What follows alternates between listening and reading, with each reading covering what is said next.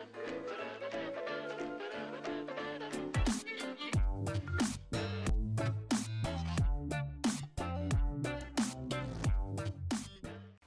안녕하십니까. 아주 특별한 부동산 토크쇼, 부동산 별별 수다에 오신 여러분을 환영합니다. 자, 오늘은 4월 13일 방송을 한번 시작해 보도록 하겠는데요. 금일 함께 해주실 분들 소개시켜 드리도록 하겠습니다. 먼저 왼쪽에는 그룹핀의 전영진 대표님, 오늘은 간단한 인사 말씀 좀 부탁드릴까요?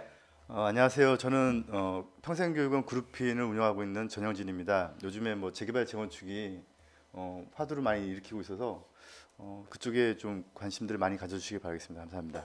네, 감사합니다. 자, 오른쪽에는 우리 붓옹산의 부동산 스터디 강영훈 카페지기님 오셨습니다. 안녕하세요. 안녕하세요. 부동산의 부동산 스터디 붓옹산 강영훈입니다. 반갑습니다. 근데 왜 붓옹산이에요? 부동산이 아니라? 오타예요. 오타로? 는 농담이고. 네. 아니 그렇게 됐어요. 그냥 닉네임 쓰던 닉네임입니다. 한 12년 정도 사용한 오래된 부동산 관련된 닉네임입니다. 그렇군요. 네. 오늘 또 붓옹산의 비밀을 하나 풀어봤는데요. 네. 자, 오늘 본격적인 주제로 한번 들어가도록 하겠습니다. 자, 오늘 방송의 주제는요. 일단 첫 번째, 대선 후보들이 지금 현재 정책 발표를 하고 있어요. 그래서 일단 대선 후보라고 했을 때 가장 유력하게 지금 제시되고 있는 후보가 문재인 후보하고 안철수 후보가 가장 많은 이야기가 나오고 있는데요. 일단은 공통적인 부분에 있어서는 가계비 대책이라든지 또는 서민주거 정책이라든지 이런 것들을 펼치겠다. 그래서 일종의 표심 잡기에 나서고 있는 상황입니다. 그 중에 지난주에 아주 특별한 정책이 하나 발표가 됐죠.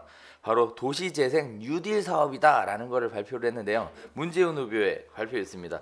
일단 그 부분은 우리 전영진 대표님께서 어떤 내용이었는지 간단하게 소개 한번 부탁드릴까요? 지금 구체적인 게 나온 건 아니지만 지금 보도상에 나온 거는 매년 10조씩 한 5년간 50조 정도를 달동 내 개발 사업에 풀겠다라는 내용이거든요. 근데 이게 자칫 그냥 표심을 움직이려는 것인지 아니면 진짜로 재개발 같은 이런 개발 사업이 너무도 노후도가 오래돼서 그 필요성이 증가가 돼서 꼭 해야 되는 사업이라서 이 공약에 나오는 것은 봐야 되겠지만요.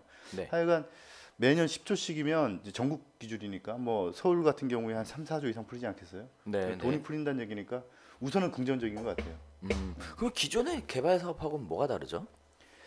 근데 이제 그 돈이 이제 헛돈이 아니길 바라는데 돈이 문제다. 네. 기존의 개발 사업은 국가가 돈을 지원해 주는 게 없어요. 네네. 그동안 재개발 재건축은 주민들이 개발을 스스로 하고 그리고 그렇게 해서 만들어진 것들을 거의 국가에다 기부 체납하는 형태로 취해서 국가는 그냥 거의 그냥 그저 가져가는 그리고 대신에 이제 인허가를 좀 도와주는 형태로 취했는데 실제적으로 이렇게 돈을 주겠다는 거거든요. 근데 그게 개발 사업이 진행되는 데에 좀 원활한 윤활유 역할로 주는 돈이면 괜찮은데 그게 아니고 무슨 가로등을 정비한다는 비용이라든가 또는 무슨 보안 업체한테 무슨 CCTV를 설치한다든가 이런 비용으로 나간다고 하면 자칫 제가 보기에는 이게 방산 비리처럼 이렇게 또 누군가 한 20% 띄어먹고 이렇게 갈 수도 있어서 그렇게 쓰면 10조가 사실 금방이거든요. 제가 이해한 부분은 뭐냐면 이게 이제 서울시의 이 도시 정책 자체가 그런데 철거 중심의 재개발에서 재생 중심의 재개발이라 그래서 그러니까 재개발이라기 아니라 재생 중심의 정비라 그래서 길 넓히고 주차장 일부 집 매입해서 공공 주차장 만들고 기반 시설 이런 식으로 확충을 해야 되는데 돈이 없단 말이에요. 지자체가 돈이 어디 있어요? 그렇죠. 없으니까 그 돈 지금 그러니까 서울시에서도 추진하고 있는 비단 이게 서울시만의 문제가 아니라 다른 지역들도 재개발 가기에 힘든 데들 그 민간 사업이니까 사업상의 이유로 그런 데들에 돈이 필요한데 재원을 마련해서 지원을 하겠다. 저는 그런 의미로 읽었거든요. 예를 들면 그동안 이제 서울을 비롯한 모든 이제 시군구의 재개발 재건축을 보면 특히 재개발 쪽을 보면요. 재개발 지역 내에 이제 도로가 필요하거나 공원이 필요하면 그거를 그 재개발 조합한테 떠넘기고 대신 인센티브를 주고 공원을 뺏어오거나 도로를 뺏어오거나 했거든요.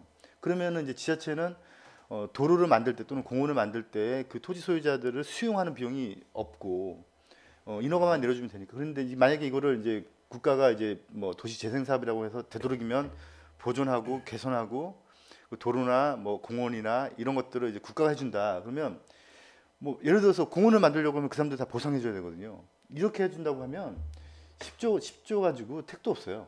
네. 그러니까 제한적으로 하겠죠. 그러니까 그 내용 자체가 지금도 도시재생이라 그래서 창신, 숭인, 뉴타운 해제 지역 가보면 이제 도시재생 얘기가 나오는 게 결과적으로 보면 그래요. 벽화 좀 그리고 길 약간 정비하고, 그러니까 돈이 쓸 수 있는 재원이 얼마 없으니까 한계가 있어요. 그러니까 뭐 매입 이런 것들 원래 이제 그 했던 거는 말씀드린 것처럼 길도 좁은 길도 넓히고 그러려면 집 땅 사야 되고 잘라야 되고 막 돈 말씀하신 것처럼 많이 들잖아요. 그렇죠. 그런 재원이 좀 생기면 어떤 도시재생을 위한 계획을 수립하는 데 있어서도 좀 더 많은 부분을 할 수 있게 지금 주어진 금액 안에서 할 수 있는 게 뭐 근데 그거밖에 제가 없어요. 방산비리 예를 들어드렸는데 네. 벽화 같은 경우가 그렇잖아요. 이게 얼마짜리라고 그렸다고 칠 거냐고. 자기들끼리 지자체에서 네. 이거를 얼마에 그렸다고 예산을 잡을 거면 일단 저기 하죠. 공고를 띄우잖아요. 네, 공고 띄워서 저희 동네에도 네. 60억인가 들여서 지은 다리 밑에 조그만 공원이 있거든요. 60억이요? 무도한가요? 왜 했나 좀 동네 사람들 의미 없는 데다 그것만 만들어 놓고 관리도 안 되고 말씀하신 이게 그렇게 60억이 아니라 굉장히 큰 돈 들여서 지은 거거든요. 그런 부분에 대해서는 그런 염려가 돼요. 그 돈이 10조라는 돈이 사실 재개발 재건축의 그 조합의 운용비로 빌려준다거나 저리로 그러면 이제 시공사한테 빌려받던 돈들을 그게 국가한테 저리로 빌려받는다면 또 오히려 또 투명하게 갈 수도 있지만 그리고 또 돈이 얼마 안 되거든요. 그건요. 만약에 근데 그게 그렇지 않고 그냥 진짜 말 그대로 보도블록 바꾸고 이런 데 비용을 써버리면 그냥 그렇게 날아가 버리겠죠 뭐. 전 두 가지 관점에서 보는데 일단은 개발 방식이 아니고 재생 방식인 거예요. 그래서 개발 방식으로 접근하면 좀 안 되지 않을까 이 내용 자체는 이런 생각이 좀 저도 있어요. 그렇게 네. 기사를 읽었어요. 네, 그래서 이것도 아직 뭐 누가 될지 아직 그렇게 하죠. 그리고 아까 우리 그럼 누가 될 것 같으세요? 관심 없어요. 강령 대표님 얘기하셨던 것처럼 또 그런 부분도 있어요. 제가 이제 보니까 이런 거 방송에 나가면 안 될 얘기인 것 같은데 그래도 뭐 우리 방송이 뭐 값어치가 있으려면 이런 얘기가 나가야 값어치가 있는 거 아니겠어요? 보통 공원 사업을 하면 이제 도시계획 사업으로 분류를 해서 진행을 하죠. 사실 일정 필지를 매입을 해서 주차장이나 공원 부지로 기획을 할 때 그 소유권자가 누군지 한번 확인해 볼 필요가 있는 것 같아요. 그리고 그 땅을 이제 구청에서 매입을 하잖아요. 근데 보통 감정평가 금액으로 매입을 한다 뭐 어쩐다 얘기 나오지만 그 평가 금액 자체가 생각보다 굉장히 높고요. 무조건 또 그렇게 해서 강제로 토지를 매각하게 되면 뭐 특별분양권 이런 것들이 요새는 임대 아파트 주잖아요. 그렇죠. 장기전. 예. 특별분양권 이런 것들을 제공하는 조건으로 이렇게들 많이 진행돼서 부산에 가면 네. 도로가 이렇게 쭉 건데 갑자기 도로가 삥 돌아서 가요. 네. 제가 이제 그 현장에 가서 이게 왜 이렇게 도로가 이렇게 삥 돌아서 가느냐 이렇게 물어봤더니 사실 이것도 이제 방송에 나가면 안 되는 얘기들인데 네. 그 코너가 네. 시의원 땅이래요. 옛날 얘기예요. 근데 진짜로 농담이 아니라 네. 이게 도시재생 사업 이게 구체화돼서 가면 이제 그 계획이 나올 거 아니에요. 그래서 뭐 말 그대로 주차장 지을 땅. 왜냐하면 사실 재개발 구역 안에 공영 주차장 이런 거 만들 부지가 필요하거든요. 그렇죠. 그래서 수용하기 위한 거 네, 이만큼 뭐 유치원 지을 땅 만들어져서 그 계획 빨리 나오면 얼른 가서 그 계획을 먼저 볼 수 있는 사람이 그렇겠죠. 대상지 있는 주택을 사서 그런 어떤 정보가 결국 돈이잖아요. 조금 재밌을 것 같아요. 내부자 그런가요? 모르겠습니다. 아니 내가 갖고 있는 집이 그런 거가 됐으면 좋겠다고요. 아, 네. 아, 좋습니다. 네. 볼 수 있는 사람은 돈을 벌 수도 있겠구나. 그러면은 그 내부자를 그 옆에 집을 사게 하세요. 네? 아니 저는 뭐 능력이 없어요.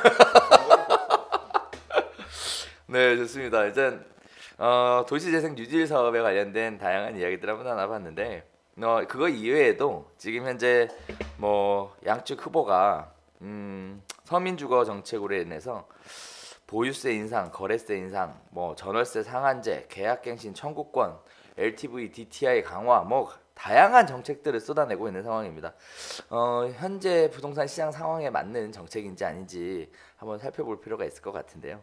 공급 물량이 적체되고 있는 상황이고 수도권을 제외한 지방시장은 1월 13일 이후에 냉각 상황에 접어들어 있는 상황에서 전국적으로 전체 영향을 미치는 이런 정책들이 과연 효과가 있을지 혹은 지역마다 맞춤 정책이 요구되지는 않는지 한번 저희 방송을 통해서 한번 지켜봐 주시면 좋겠습니다.